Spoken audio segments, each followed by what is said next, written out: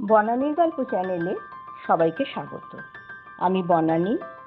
বর্ষার দিন, তাই ভূতের গল্প পড়ার লোভ সামলাতে পারলাম না। আজ পড়ে শোনাচ্ছি সুনীল গঙ্গোপাধ্যায়ের গল্প ভূত পেত্নী। বাসুদেবপুরে হরিহর বাড়ুজ্যে বা শ্রীযুক্ত হরিহর ব্যানার্জির নাম প্রত্যেক ঘরের প্রত্যেকটা লোকের মুখে একেবারে অমৃতের মতন। আর হবে নাই বা কেন?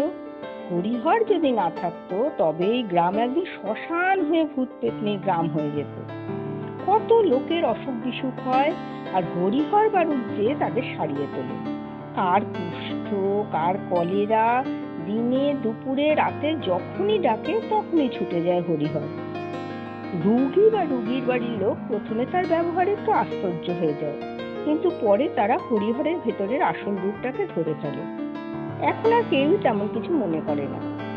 ডাক্তারটা ছিল বড্ড গরিব, আর গরিব হবে নাই বা কেন? কখনো মুখ ফুটে একটা পয়সা চাইতো না। চাইলেই বা দেবে কোত্থেকে? গ্রামের নাম যদি দুঃখী গ্রাম হতো তো নামটা মন্দ হতো না। 25 বছর ধরে ডাক্তারি করেছে হরিহর। ছোটবেলা থেকেই তার ইচ্ছে বড় হয়ে ডাক্তার হবে। ডাক্তার হয়ে সে মানুষের সেবা করবে। তাই আজ অব্দি মানুষের সেবাই করে চলেছে। গ্রামের লোকজন অবশ্য ডাক্তারি ফি বাবদ পয়সা করে দিতে পারত না।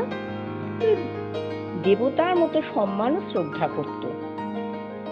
গ্রামের কোনো লোক তার মুখের উপর কথাটি পর্যন্ত বলতে বিশেষ সাহস পেত না।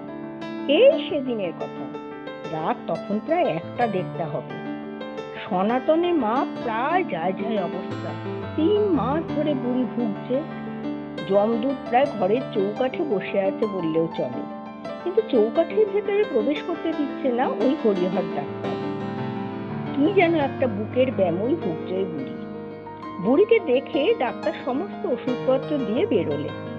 রাত তখন প্রায় 2:30। বুড়ি দিব্যি নাক ডাকিয়ে ঘুমোতে লাগলো।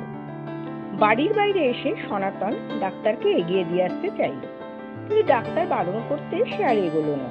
কারণ সে কেন গ্রামের কেউই হরিহরের মুখের উপর বিশেষ একটা কথা বলতে সাহস পায় না। আসার সময় হরিহর সনাতনের সঙ্গে ডান দিকের পথ ধরে এসেছিল।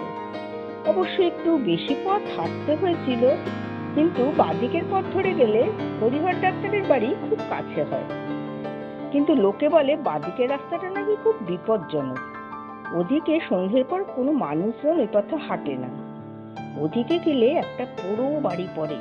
দিনের বেলা অবশ্য সেই বাড়িতে গ্রামের ছোট ছোট ছেলেরা খেলাধুলো করতে যায়, কিন্তু সন্ধে হলে সেই বাড়িতে আর কেউ যায় না। এই বাড়ির অবশ্য একটা ইতিহাস আছে। আজ থেকে বেশ কয়েক বছর আগে এই বাড়িতে বাস করত গ্রামের জমিদার। জমিদারের কোনো পুত্র সন্তান ছিল না। জমিদার তার স্ত্রীকে প্রচন্ড ভালোবাসত। একদিন জমিদারের স্ত্রীর প্রচন্ড পেটের ব্যামো হয়, কিন্তু তখনকার নিয়ম ছিল কোনো স্ত্রীলোকের ঘরে বা অন্দরমহলে কোনো পুরুষ ঢুকতে পারবে না। তাই জমিদারের স্ত্রীর যে সেবিকা ছিল সে যা পারত তাই সেবা শুশ্রূষা করেছিল, কিন্তু কোনোভাবেই তাকে বাঁচাতে পারেনি। জমিদার স্ত্রীকে এত ভালোবাসত যে স্ত্রীর মৃতদেহের উপর মাথা রেখে মূর্ছা যায়। আর কোনোদিন তার জ্ঞান আসেনি। সেই থেকে বাড়ি খালি। সবাই বলে রাতে ওখানে ভূত পেত্নীর আড্ডা। ডাক্তার সুবিধের জন্য বাঁদিকের রাস্তা ধরে হাঁটতে শুরু করলো। দূর থেকে সনাতনের নজরে পড়ল। সে ডাক্তারবাবু ডাক্তারবাবু বলে চেঁচাতে চেঁচাতে হরিহরের সামনে এসে বলল, এই পথ দিয়ে যাবেন না গো ডাক্তারবাবু। কেন, কি হয়েছে? রাতের বেলা এই পথ দিয়ে কেউ যায় না। এই পথ দিয়ে গেলে আপনার বিপদ হতে পারে। ডাক্তার ধমক দিয়ে বলল, দূর, আমার আবার বিপদ? আমার বাবা বিপদ কি রে? তুই যা, ও আমি ঠিক চলে যাব। বুঝিস না, এদিক দিয়ে গেলে আমি একটু তাড়াতাড়ি যেতে পারবো। ওদিকে আবার আমার বউ যে আমার জন্য পথ চেয়ে বসে আছে। যা যা। সনাতনের বিশেষ কিছু বলতে সাহস পেল না, শুধু মনে মনে দুর্গা নাম জপ করতে লাগলো। তারপর ভাবলো, দেবতার কি কখনো ক্ষতি হয়? সামনের দিকে তাকালে ধূ ধূ প্রান্তর, চাঁদের আলো সবুজ প্রান্তর যেমন যেন কালচে রূপ নিয়েছে। কিছুটা পথ যেতে কে যেন চেঁচিয়ে উঠল, ডাক্তারবাবু, ও ডাক্তারবাবু, আমার সঙ্গে শিগগির একবার চলুন। ডাক্তার দেখলো ধুতি পাঞ্জাবি পরা একটা মাঝ বয়স্ক ভদ্রলোক তাকে ডাকছে। ডাক্তার জিজ্ঞাসা করলো, কি ব্যাপার, কি হয়েছে? আমার স্ত্রীর ভীষণ শরীর খারাপ, আপনি একবার চলুন। আপনি কি করে জানলেন এত রাত্রে আমি এ পথ দিয়ে যাব? আমি খবর পেয়েছি যে আপনি রাতে গ্রামে রুগী দেখতে এসেছেন। আপনি শিগগির চলুন, নইলে ওকে বাঁচানো যাবে না। বেচারি অনেক দিন ধরে ভুগছে। আপনাকে তো আমি আগে কোনোদিন দেখিনি। আপনি আমাকে না চিনলে কি হবে? আমি আপনাকে ভালোভাবে চিনি ডাক্তারবাবু। আর দেরি করবেন না, পরে কথা বলবেন। এখন শিগগির চলুন। আপনাকে যেভাবেই হোক আমার স্ত্রীকে ভালো করে তুলতে হবে। যত টাকা লাগে আমি দেব, আমার যথা সর্বস্ব দিয়ে দেব। আরে বাবা, আগে তো গিয়ে দেখি কি রোগ। লোকটা ডাক্তারের ব্যাগটা নিয়ে ডাক্তারের আগে আগে যেতে লাগলো। লোকটা গিয়ে ঢুকলো ওই পোড়ো বাড়িতে। ঘরের মধ্যে ঢুকতে যাবে, ঠিক সেই সময় একটা কালো বিড়াল তার পায়ের সামনে দিয়ে চলে গেল। ডাক্তার প্রথমে অবশ্য একটু ভয় পেয়ে গেছিল, পরে নিজেকে সম্বিত করে লোকটার পেছন পেছন রুগীর ঘরে ঢুকলো। রুগীর ঘরটা একেবারে অন্ধকার, ঘরের ভেতরের মধ্যে কাউকে দেখতে পর্যন্ত পাবে না, এই রকম অন্ধকার। ডাক্তার বলে উঠল, কি গো, আপনাদের ঘরে কি কোনো আলো বা বাতি নেই? আমি রুগী দেখবো কি করে? লোকটা এবার নাকি সুরে বলল, না ডাক্তার বাবু, আলো টালো জ্বালা আমার বউ আবার সহ্য করতে পারে না, আর ওসব অভ্যেস আমাদের অনেক দিন চলে গেছে। লোকটার কথা বলার সুরের পরিবর্তন শুনে কেমন একটা খটকা লাগলো ডাক্তারের। ডাক্তার জিজ্ঞাসা করলো, আলো না হলে রুগী দেখবো কি করে? লোকটা আবার নাকি সুরে উত্তর দিল, ঠিক আছে, চাঁদের আলো আছে, আমি জানালাগুলো সব খুলে দিচ্ছি, আপনি রুগী দেখুন। ডাক্তারের মনে ভয়ের সঞ্চার হলো।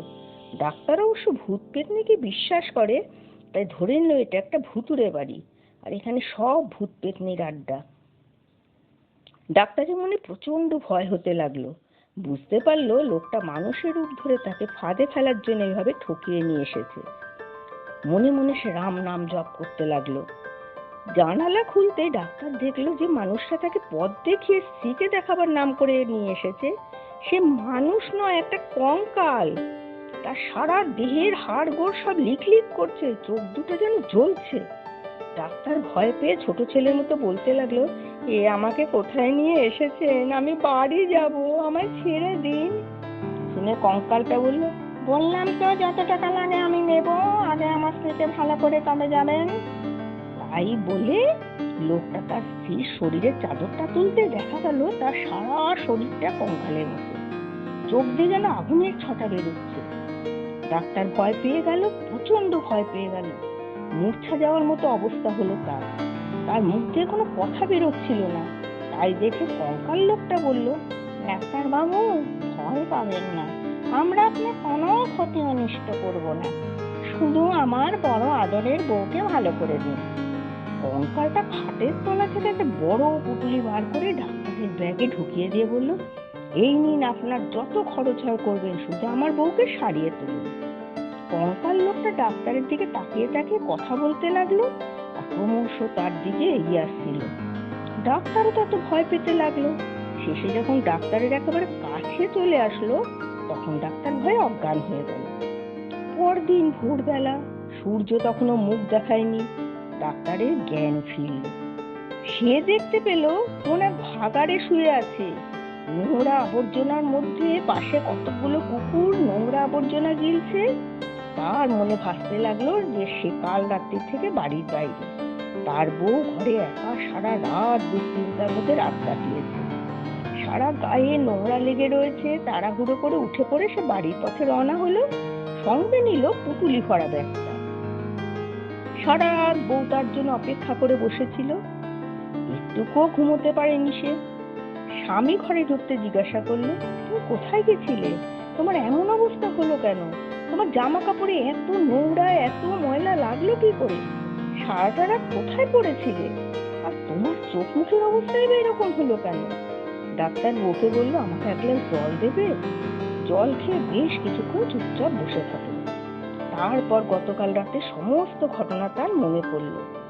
বউকে সমস্ত ঘটনা সে বলল, কিন্তু সে কিছুতেই চিন্তা করে উঠতে পারলো না যে কি করে সে ময়লা আবর্জনা এলো, কে তাকে ওই আবর্জনার মধ্যে এনে ফেললো। বউ বললে, এখনো বুঝতে পারলেন না?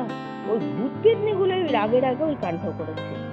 কথা বলতে বলতে হঠাৎ ডাক্তারের মনে পড়লো সে পুঁটুলির কথা। সে বউকে বলল, বউ, ওই ব্যাগটার মধ্যে কোনো পুঁটুলি আছে কিনা দেখো তো। বউ পুঁটুলি খুলে দেখে হাজার হাজার মোহর। সে আশ্চর্য হয়ে গেল, মনে মনে ভাবতে লাগলো এবার তারা বিরাট বড় লোক হবে। এতদিন যে দারিদ্র তাদের ঘরে ছিল তা দূর হবে। ভগবান স্বয়ং সহায় হয়েছে। বেলা হতে গ্রামের অন্যান্য নামকরা লোকদের সমস্ত ঘটনা বলতে তারা সেই জমিদার আর জমিদারের স্ত্রীর পুরনো ইতিহাস বলল। গ্রামের অবনী রোজাকে ডেকে সে জিজ্ঞেস করতে বলল, জমিদারদের বংশে কেউ ছিল না, তাই তাদের কোনো শ্রাদ্ধ শান্তি করা হয়নি, তাই আত্মারও শান্তি হয়নি। অবশ্য একটা কাজ করলে আত্মার মুক্তি ঘটবে। ডাক্তার তখন ওঝাকে আর গ্রামের অন্যান্য লোকেদের বলল, কাল রাতে জমিদার ভূত আর তার পেতনি স্ত্রী আমায় প্রচুর ধনরত্ন দিয়ে গেছে। আমার বাবু ওসব বড় লোক তো খাওয়ার ইচ্ছে নেই, তোমাদের সেবা করতে পারলেই আমার আনন্দ। আমার বউটাই বলছিল যে যদি জমিদারের ধনরত্ন দিয়ে ওই পোড়ো বাড়িটাতে একটা হাসপাতাল করি তবে গ্রামের বিরাট নাম হবে, গ্রামের লোকেরও ভালো হবে। গ্রামের লোকেরা সবাই যেন কিরকম একটা শঙ্কিত হবে বলে, কিন্তু ভূত পেতনিরা কি আমাদের কাজ করতে দেবে? একে ওদের ভিটে, তার উপর বর্তমানে ওটা ওদের বসতি। সবকিছু শুনে ওঝা বলল ওসব দোষ কাটিয়ে দেওয়া যাবে, অবশ্য একটু কিছু খরচ হবে। ডাক্তার বলল, কত টাকা?